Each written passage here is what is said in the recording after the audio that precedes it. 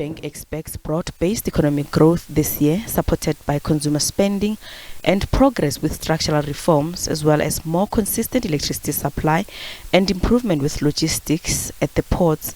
Another positive for the local economy is the Government of National Unity, which has been tested, but Standard Bank says it will likely endure. There are, however, risks to the outlook, including geopolitical fragmentation and trade tariffs from the United States. South Africa is a small open economy, meaning we tend to rely on the external sector.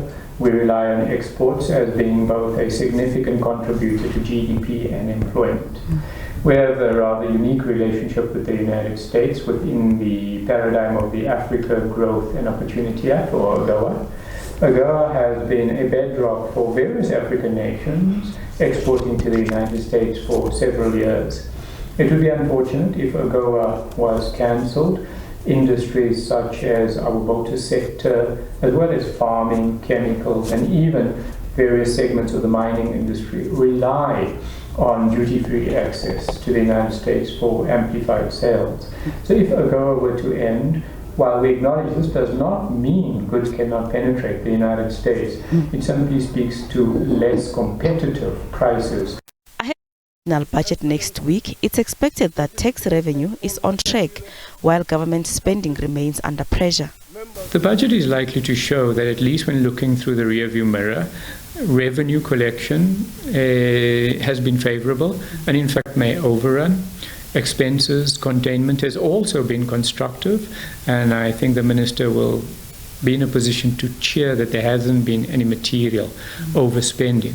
Going forward, though, the threat to fiscal consolidation comes from a few areas. Demands by state-owned entities for funding, even though the National Treasury is pretty committed to not providing additional loans.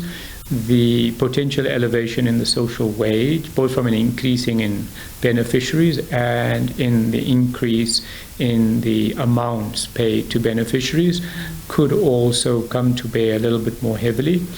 There is also potentially a threat from the public sector wage bill that could imperil the consolidation endeavour.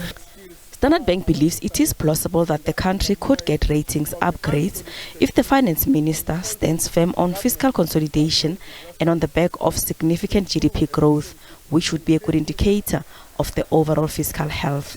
Gloria Sefako, SABC News, Johannesburg.